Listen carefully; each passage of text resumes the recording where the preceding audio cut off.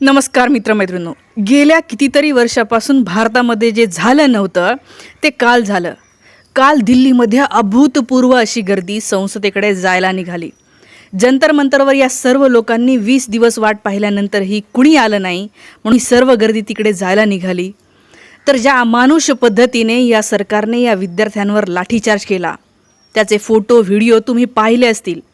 नसतील पाहिले तर माझं फेसबुक पेज आहे मुक्ता शक्ती नावाने मराठीत, तिथे जाऊन बघा. सगळे व्हिडिओ सगळे फोटो पाहायला मिळतील. आता हे आंदोलन पुढे कसं जाणार आहे तर आत्ताच बातमी येते की या आंदोलनाला राहुल गांधी यांनी पाठिंबा दिलेला आहे आणि ते डायरेक्ट आंदोलनात उतरलेले आहे. डायरेक्ट धर्मेंद्र प्रधान यांच्या घराच्या समोर राहुल गांधी आणि काँग्रेसचे खूप सारे नेते एकत्र आले, नारे दिले आणि त्यांनी जी आहे ती त्यांच्या राजीनाम्याची मागणी केली. शरद पवारसुद्धा या आंदोलनामध्ये उतरल्याची मी आत्ताच बातमी पाहिलेली आहे. याशिवाय आज मोठ्या प्रमाणावर या आंदोलनाला प्रतिसाद मिळतो आहे.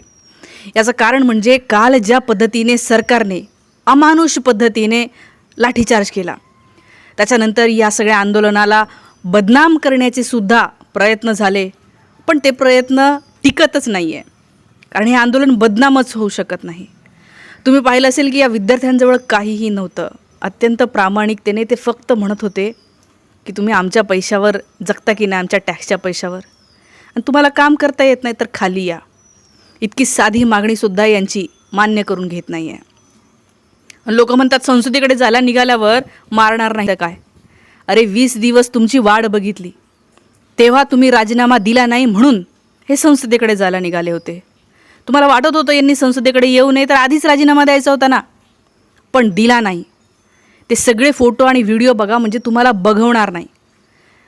रिटायर झालेले, टियर गॅस फोडले ज्याच्यातनं पॉयझनस गॅसेस बाहेर निघतात, अनेक लोक बेशुद्ध झाले, विद्यार्थ्यांचे डोके फुटले, फ्रॅक्चर झाले, काही मुली क्रिटिकल ICUमध्ये एक मुलगी आहे म्हणून मी आत्ताच बातमी पाहिली आहे.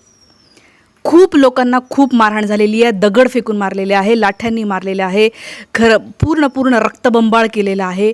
आणि या सगळ्या याच्यामध्ये तुम्ही बघितलं असेल काही इतके बहादूर लोक होते की ज्यांनी म्हणलं की मारा, तुम्हाला मारायचं का मारा, किती मारणार आहात तुम्ही, मारून मारून.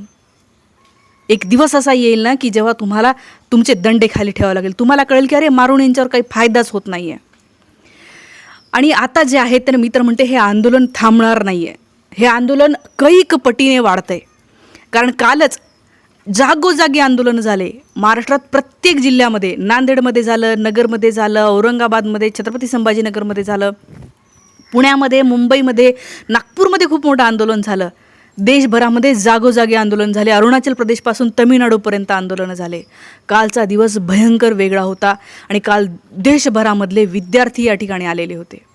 हे आंदोलन कुठल्याही बांगलादेशमध्ये काहीतरी होतं आहे म्हणून, पाकिस्तानमध्ये काहीतरी होतं आहे म्हणून आलेले नव्हते. हे आंदोलक हे आपल्या प्रश्नासाठी आलेले होते, आपल्या भविष्यासाठी आलेले होते, आपल्या शिक्षणासाठी एकत्र आलेले होते. आणि त्याच्यामुळे कालचं आंदोलन प्रचंड जे आहे ते ऐतिहासिक ठरलं.